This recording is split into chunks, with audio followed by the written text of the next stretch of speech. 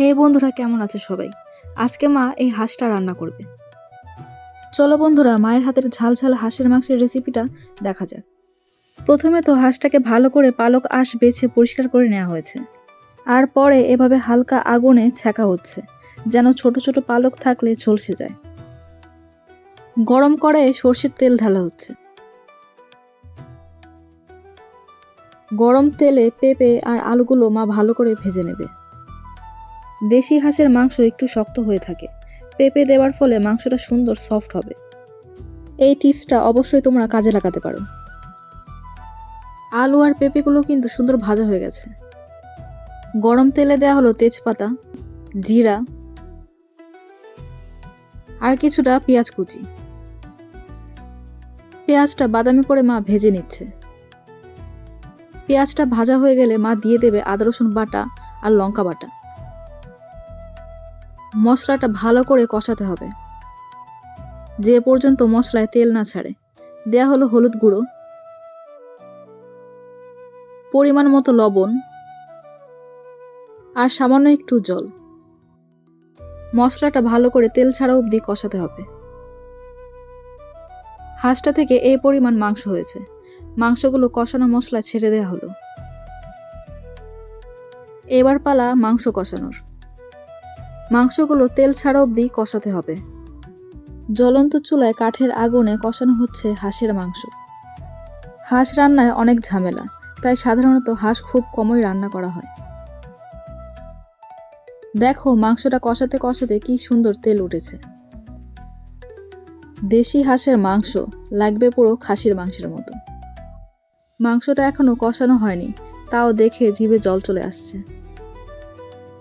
কিন্তু মাংস তো এখনো রান্না হয়নি, ওয়েট করতে হবে।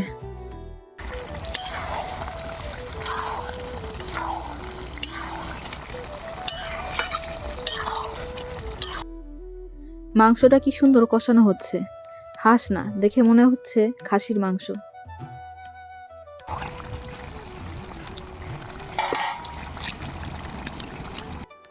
মাংসটা কষানো হয়ে গেছে, কি সুন্দর তেল ছেড়েছে দেখো। এবার দিয়ে দেওয়া হলো পেঁপে আর ভাজা আলুগুলো। এবার একটু নেড়ে চেড়ে দিয়ে দেওয়া হবে জল।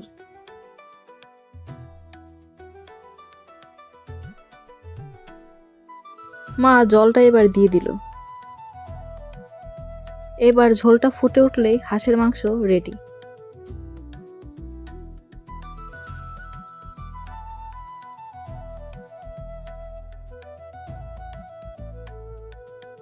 ঝোলের পরিমাণ আরেকটু বাড়িয়ে দিয়েছিল মা, আর সাথে দিয়ে দিয়েছিল গোটা গোটা রসুন। বন্ধুরা, তোমরা কারা কারা এভাবে গোটা রসুন মাংসের সাথে খেয়ে থাকো, কমেন্ট করে অবশ্যই জানাও। আমরা কিন্তু এভাবে খুবই পছন্দ করি মাংসের সাথে গোটা গোটা রসুন।